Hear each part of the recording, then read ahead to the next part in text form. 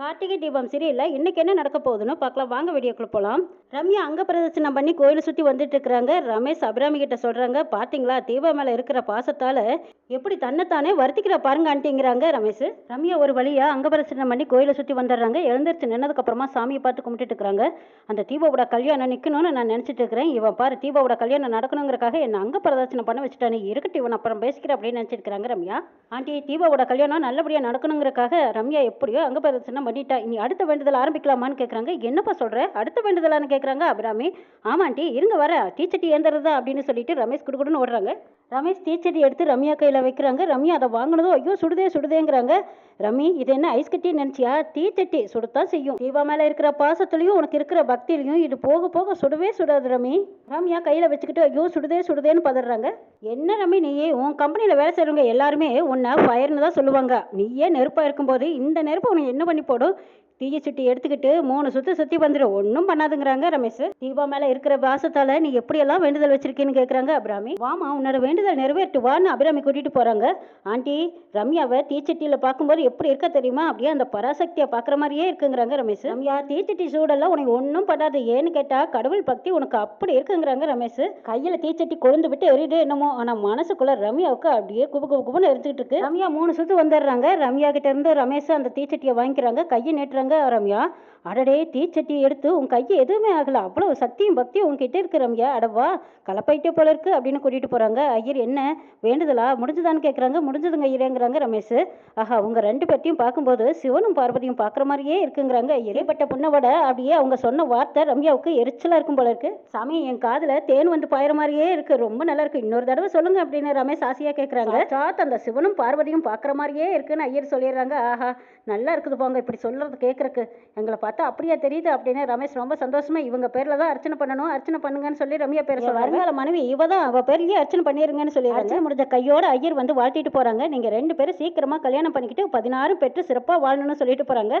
உங்க வாக்கு பழிக்கிட்டுங்க ஐயரே அப்படின்னு சொல்றாங்க ரமேஷ். சரி நீங்க 2 பேரும் சௌகரியமா சாமி கும்பிட்டு வாங்க, நான் முன்னாடி போறேன்ட்டு போறாங்க அபிராமி. ரமி வேண்டுதல் செய்ய மாட்டேன்னு சொன்னேன்ல, உனக்கு எப்படி செய்ய வச்சுட்டேன் பாத்தியா, இந்த ரமேஷை பத்தி இனிமேலாவது புரிஞ்சுக்கோங்கிறாங்க.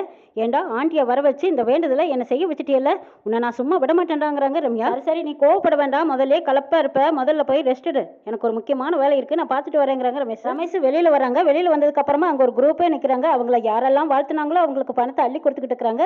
ஐயரும் பின்னாடியே வந்து நிக்கிறாங்க. ஐயரே நீங்க என்ன வாழ்த்துன மாதிரி அது உங்க வாக்கு பழிச்சிட்டதுன்னா நீங்களே எனக்கு கல்யாணமும் பண்ணி வைக்கணும், உங்களுக்கு எக்ஸ்ட்ரா பணம் தரேன்னு சொல்லி பணம் கொடுத்துட்டு இருக்காங்க. இதை ரம்யா வந்து கவனிச்சிடுறாங்க. டே அப்படின்னு சத்தம் போட்டுட்டு வராங்க. ரமேஷ் திரும்பி பார்க்குறாங்க. டே அப்பவே நினைச்சுட்டா இதெல்லாம் உன்னோட செட்டப்பா தான் இருக்கணும், உன்னை பார்த்து யாராவது சூர்யான்னு சொல்ல முடியுமா, நீ சொல்லி கொடுத்துதானே சொன்னாங்க, இருட உன்னை பேசிக்கிறேன்னு சொல்லிட்டு சரட்டு இழுத்து பிடிக்கிறாங்க ரம்யா. ரம்யா இதெல்லாம் ஒரு பப்ளிசிட்டி தான், நான் உன் மேலே வச்சிருக்கிற காதலை எப்படி சொல்றதுன்னு தெரியாம தான் இப்படி பப்ளிஷ் பண்ணிட்டேன், விடு விடு ரம்யா அப்படின்னு சொல்லிட்டு காணாமல் போயிடுறாங்க. அடுத்த நாள் ஃபங்க்ஷன் நடந்துட்டு இருக்குது. அங்கே ரம்யாவும் வந்திருக்காங்க. தட்டமெல்லாம் எடுத்து வச்சுட்டாங்க.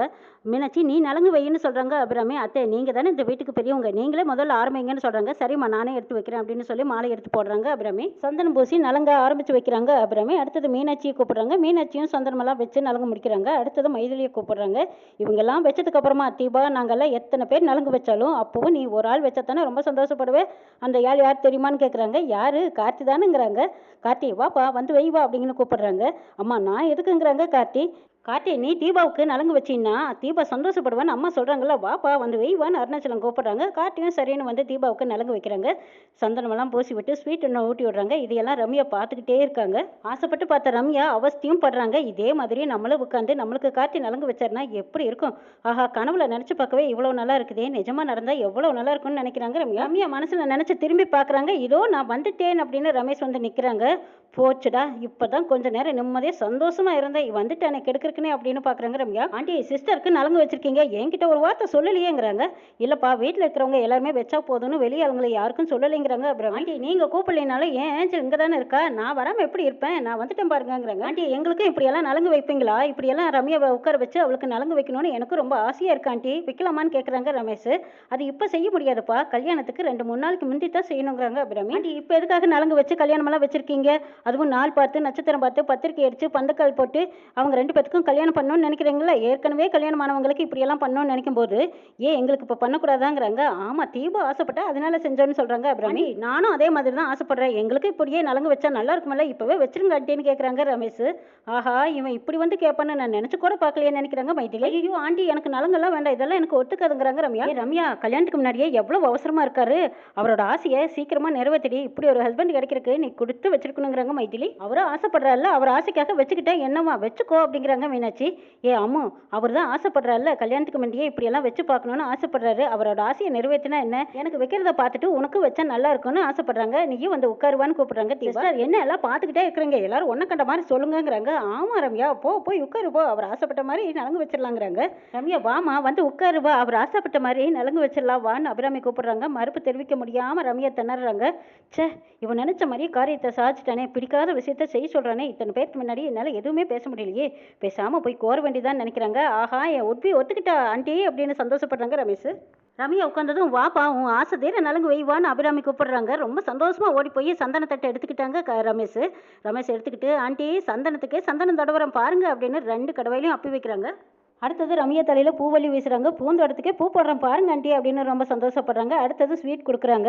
ஆண்டி, உங்க வீட்டுக்கு வந்தாவே நான் ரொம்ப சந்தோஷமா இருக்கேன், ஹாப்பியா இருக்கேன். பாத்தீங்களா என்னோட தேவதையும் நானும் ஜோடி பொருத்தம் சூப்பரா பக்காவா இருக்கோமான்னு கேட்குறாங்க. ஜோடி பொருத்தம் நல்லா இருக்குன்னு மைண்ட் வாஷ் உங்களுக்கு கேட்குதா ஆண்டி? ஐயோ படுத்துறானே, இந்த குரங்கு சேட்டை தாங்க முடியலையேன்னு நினைக்கிறாங்க ரம்யா. நலங்கு ஃபங்க்ஷன் எல்லாம் முடிஞ்சதுக்கு அப்புறமா ரமேஷை தனியாக கூட்டிட்டு வந்து கார்த்தி கேட்குறாங்க. ரம்யா மேலே வச்சிருக்கிற பாசத்தில் பேசுறீங்களா இல்லை வெறும் நடிப்புக்காக பேசுறீங்களான்னு கேட்குறாங்க.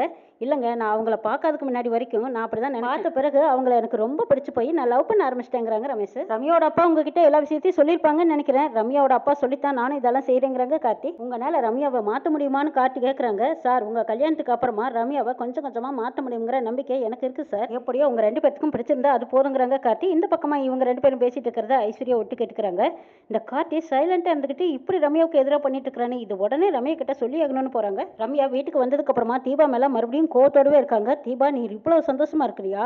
கார்த்தி உனக்காக கடவுள் அனுப்பி வைக்கலடி, அவர் எனக்காக அனுப்பி வச்சிருக்காரு. கார்த்தி எப்பவும் எனக்கு மட்டும்தான். தீபா, நீ சந்தோஷமாவே இருக்கக்கூடாது. கார்த்தியை கொஞ்சம் கொஞ்சமாக என் பக்கம் திருப்பி காட்டுறேன் பாருடி அப்படின்னு நினச்சிட்டு இருக்கிறாங்க ரம்யா. பின்னாடியே ஐஸ்வர்யா வந்து கூப்பிடுறாங்க. உன்னை சுற்றி என்னென்னமோ நடக்குதுங்கிறாங்க. அப்படி என்ன நடக்குதுன்னு கேட்குறாங்க ரம்யா. உனக்கு பார்த்து வச்சிருக்கிற அந்த ரமேஷ் மாப்பிள்ளை யார் தெரியுமான்னு கேட்குறாங்க. யார் எனக்கு தெரியாதுங்கிறாங்க ரம்யா. அது கார்த்தியோட ஃப்ரெண்டுங்கிறாங்க. இதை கேட்டதும் அப்படியே அதிர்ச்சியாக நிற்கிறாங்க ரம்யா. நீ நிஜமா தான் சொல்றியான்னு கேட்குறாங்க ரம்யா. ஆமாம், இந்த கல்யாண ஏற்பாடு உங்கள் அப்பாவும் கார்த்தியும் சேர்ந்து செய்கிற வேலை தானே சொல்லிடுறாங்க ஐஸ்வர்யா. இதை கேட்டதும் ரம்யானால நம்பவே முடியல. என்ன நடக்குதுன்னு நாளை பார்க்கலாம்.